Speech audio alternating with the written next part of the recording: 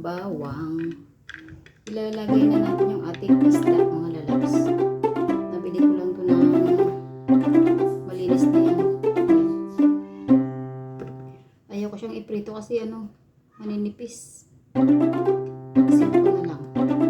Ganito lang ako magpaksiw, mga lalabs. Mas maganda yung paksiw kasi pag hindi naubos, pwede siyang iprito. Ayan. Ay, magic sarap ulit eh. Nakalimutan. Magic sarap. Hindi ko gusto kong ganito kahapon kasi maliliit. Ano lang siya, inipis. Hindi naman siya malaman na isda. Hindi ko alam kung anong tawag dito sa isda na to. Pero tawag dito sa amin liwit. Or hindi ko alam, espada ata to sa Tagalog.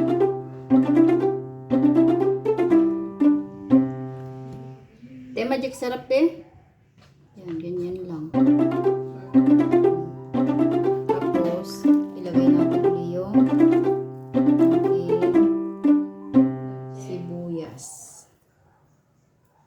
Tsaka yung ating luya. Ang ating bawang ulit.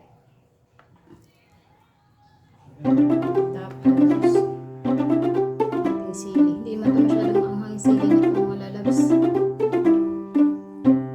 Tapos, ganyan na lang. Tapos, nakalimutan ko yung magic. Maya. Maglagay tayo ng ating suka. Ito yung suka namin.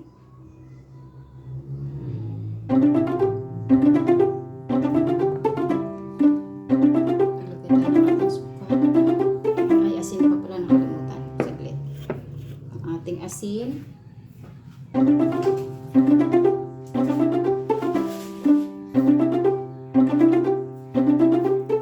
Ayan. Yung asin natin. Ayan, maglagay na tayo ng suka natin. Suka. Ayan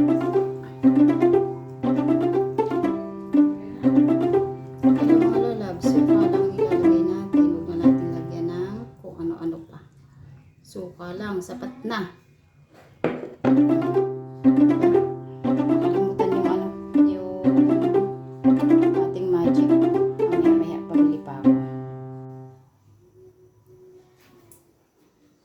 So, yan ang mga lalabs. Salang na natin yung ating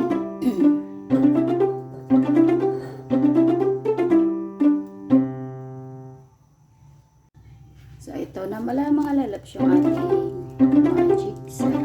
Nakalimutan. Hindi siya nakalimutan. Ilagay natin. Ayan. Kunti lang muna natin. Ubusin ito. So, gagawin natin. Siyempre, tatakpan natin. Itintay natin mamaya. 15 minutes. Tingnan natin ulit. So, ito na mga lalabs. Nakulo na siya. Ganyan lang. Diba? Nakulo na yung ating isda. Ay, isda. Ayan lang. Isda natin.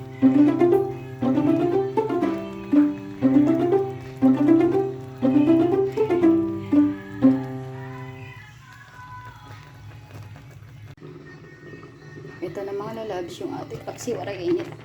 Ayan. Pinahinaan ko lang. Gusto ko konti na lang yung sabaw mamaya para mas masarap. Diba?